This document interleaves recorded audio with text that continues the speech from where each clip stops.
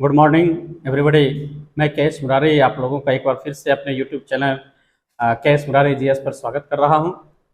आज के इस वीडियो में मैं आप लोगों के साथ आधुनिक भारत के संदर्भ में जो ब्रिटिश औपनिवेशिक सत्ता संचालित हो रही थी, उस दौरान ब्रिटिश भूराजस्व नीति के संदर्भ में चर्चा कर रहा हूं। ब्रिटिश भूराजस्व नीति के संदर्भ में, जैसा कि मैंने पिछले वीडियो में जो भूराजस्व नीति का सबसे महत्वपूर्ण पहलू जमींदारी व्यवस्था की चर्चा किया, उसी परिप्रेक्ष्य में आज मैं आप लोगों के सामने रैयतवारी व्यवस्था और महलवारी व्यवस्था के संदर्भ में चर्चा कर रहा हूँ।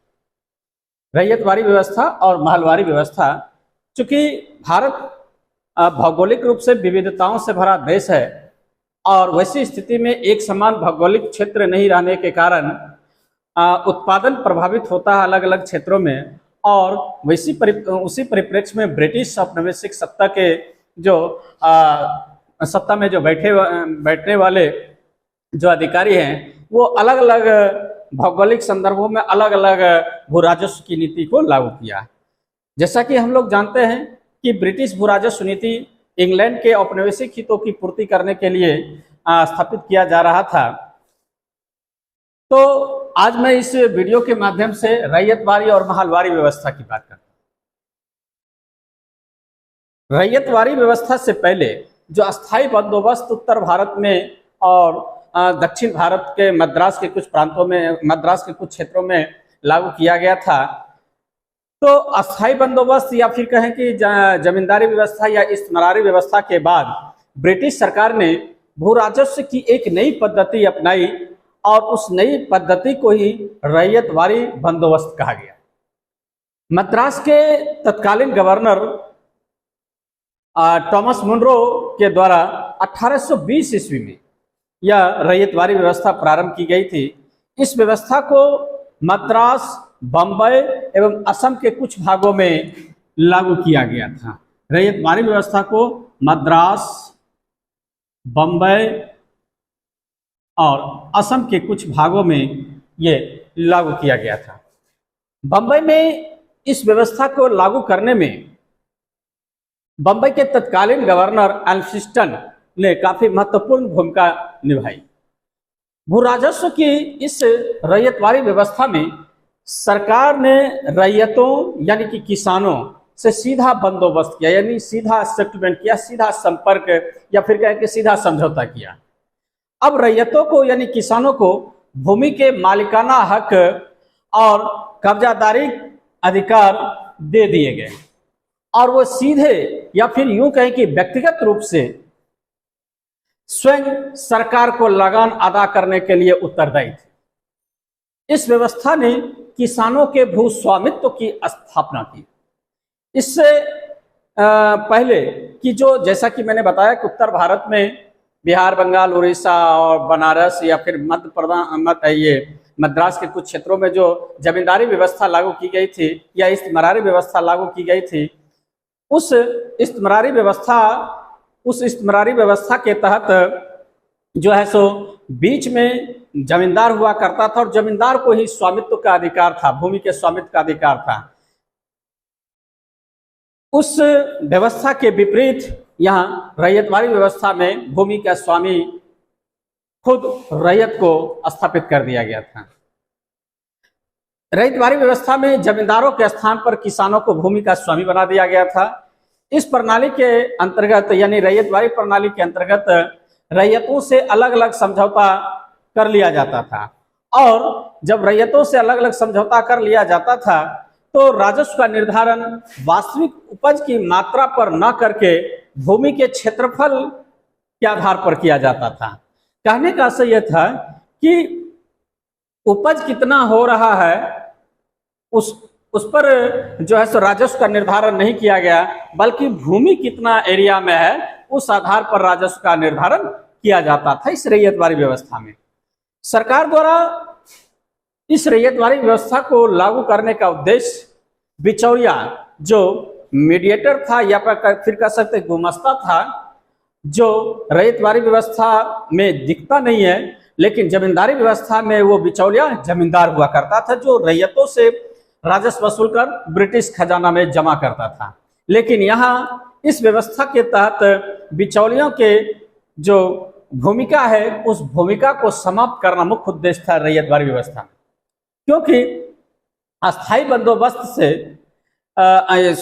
बंदोबस्त में निश्चित राशि से अधिक राजस्व की उगाही कर लिया जाता था, जिससे जमींदार काफी संपन्न होने लगा या फिर किसानों को अधिक शोषण होना पड़ता था।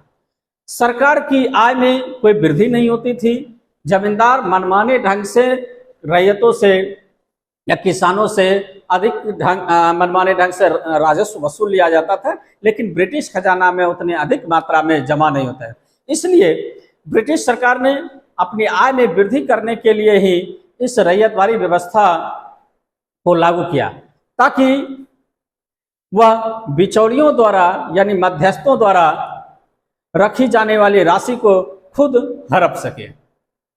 या फिर यूं कहें, दूसरे शब्दों में यदि हम समझाना चाहें तो कह सकते हैं कि इस व्यवस्था के द्वारा सरकार अस्थाई बंदोबस्त या फिर इस मरारी व्यवस्था के दोषों को पूरा करना चाहती थी या हटाना चाहती थी। हाँ, इसके दोषों को दूर करना चाहती थी। इस व्यवस्था के अंतर्गत 51% भूमि आती थी। रैयतवारी व्यवस्था के तहत 51% भूमि आती थी, जबकि इस मरारी व्यवस्था के तहत मात्र 19% भूमि आती थी। लेकिन जो मैदानी इलाका था, कृषि सरप्लस वहां हुआ करता था। ब्रिटिश ईस्ट इंडिया कंपनी के अधिकारी भी इस व्यवस्था को लागू करने के पक्ष में थे, रैयतवारी व्यवस्था को लागू करने के पक्ष में, क्योंकि उन लोगों का मानना था कि दक्षिण और दक्षिण पश्चिम भारत में इतने बड़े जमींदार नहीं हैं, क्योंकि जमीन जो मैदान है, कृषि योग्य भूमि है, उसका रकबा या फिर उसका एरिया या उसका क्षेत्रफल उतना अधिक नहीं है ताकि बड़े बड़े जमींदार वहां उपज सके। वैसी स्थिति में जो है सो जमींदारों की भूमिका यानी बिचौलियों की भूमिका समाप्त करने का मुख्य उद्देश्य था इस रैयतवारी व्यवस्था के तहत। चूंकि दक्षिण और दक्षिण पश्चिम भारत में बड़े बड़े जमींदार नहीं है कि उनसे अस्थायी बंदोबस्त किया जा सके, इसलिए इन क्षेत्रों में यानी बम्बई, मद्रास और असम के क्षेत्रों में असम के क्षेत्रों में कोई विशेष रूप से समझौता किया जाए, और वैसी स्थिति में इन क्षेत्रों में रैयतवारी व्यवस्था ही सबसे अधिक उपयुक्त लगा था।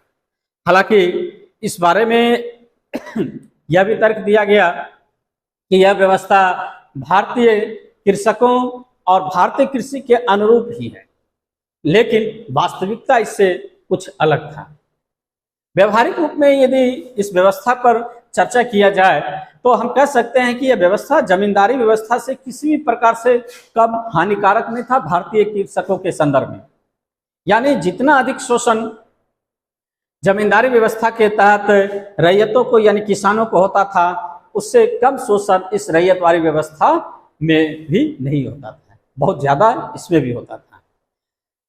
इसने यानी रैयतवारी व्यवस्था ने ग्रामीण समाज की सामूहिक स्वामित्व की अवधारणा को समाप्त कर दिया। जो ग्रामीण समाज की जो सामूहिक स्वामित्व था उस अवधारणा को समाप्त कर दिया। जमींदारों का स्थान स्वयं ब्रिटिश सरकार ने ले लिया। सरकार ने अधिक से अधिक राजस्व वसूली के लिए मनमाने ढंग से भू राजस्व का निर्धारण किया और किसानों को बलपूर्वक खेत जोतने के लिए बाध्य कर दिया जाता। रैयत विभाग इस तरह से यह कृषकों का शोषण, कृषकों के शोषण का एक महत्वपूर्ण उपकरण ब्रिटिश इन क्षेत्रों में रैयतवारी व्यवस्था के तहत स्थापित करने में सफल रहा। इस व्यवस्था के तहत किसान को भूमि पर तब तक ही स्वामित्व रहता था जब तक कि वह लगान की राशि ब्रिटिश सरकार को निश्चित समय के भीतर अदा करता है, अन्यथा उसे भूमि से बेदखल कर दिया जाता था। अधिकांश क्षेत्रों में लगान की दर अधिक थी, इसलिए प्राकृतिक विपदा जो नेचुरल डिजास्टर था या फिर अन्य किसी भी प्रकार की कठिनाई आने पर किसान लगान यदि अदा नहीं कर पाता था तो उसे अपनी भूमि से हाथ धोना पड़ता था। इसके अलावा किसानों का लगान वसूलने वाले जो कर्मचारी है, उन कर्मचारियों का व्यवहार भी अच्छा नहीं था, जिसका सामना रैयत कर रहा था। तो इस प्रकार से हम देखते हैं कि ये जो रैयतवारी व्यवस्था है, ये रैयतवारी व्यवस्था के तहत बिचौलिया जो जमींदार था उसकी भूमिका समाप्त कर दिया है। किसान सीधे ब्रिटिश खजाना में अपना राजस्व जमा करता था और ब्रिटिश भी वहां बिचौलियों के स्थान पर खुद अपने आप को स्थापित कर लेता है। यानी ब्रिटिश कर्मचारी ही जमींदार की भूमिका में वहां राजस्व जमा करता था। दूसरी बात, हालांकि यहाँ जमीन का मालिकाना हक रैयत खुद था। जैसे कि जमींदारी व्यवस्था में जमीन का मालिकाना हक रैयत नहीं था, यानी किसान नहीं था बल्कि जमींदार था। यहाँ भी जमीन का मालिकाना हक या स्वामित्व जो है वो रैयत को है, लेकिन तभी तक वो रैयत उस जमीन का स्वामित्व प्राप्त किए हुआ था जब तक वो लगान जमा करता है। यदि लगान जमा नहीं करता तो उसकी जो जमीन है वो नीलाम कर ली जाती थी, ब्रिटिश फिर वापस ले लेते थे। तो इस तरह से ये रैयतवारी व्यवस्था जो है ब्रिटिश के लिए एक निश्चित पद्धति के तहत एक निश्चित समय के अंतर्गत जो है सो एक निश्चित राशि मद्रास, बम्बई और असम के कुछ क्षेत्रों में वसूला गया, जो सीधे रैयतों से लिया जाता था। इसलिए इस व्यवस्था को रैयतवारी व्यवस्था कहते हैं। चलिए अब मैं आ रहा हूं महलवारी व्यवस्था। महलवारी व्यवस्था लॉर्ड हेस्टिंग्स के काल में ब्रिटिश सरकार ने भू राजस्व की वसूली के लिए भू राजस्व व्यवस्था को संशोधित रूप लागू किया और इस ये जो संशोधित रूप है उसे महलवारी बंदोबस्त कहा गया।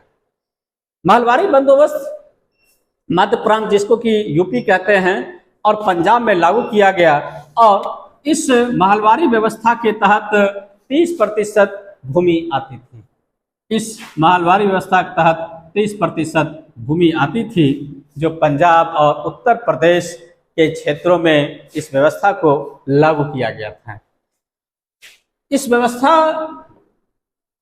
में भू राजस्व का बंदोबस्त एक पूरे गांव या महल में जमींदारों या उन जमींदारों के प्रधानों के साथ किया जाता था, जो सामूहिक रूप से पूरे गांव या महल के प्रमुख होने का दावा करते थे, उसी के साथ किया जाता था।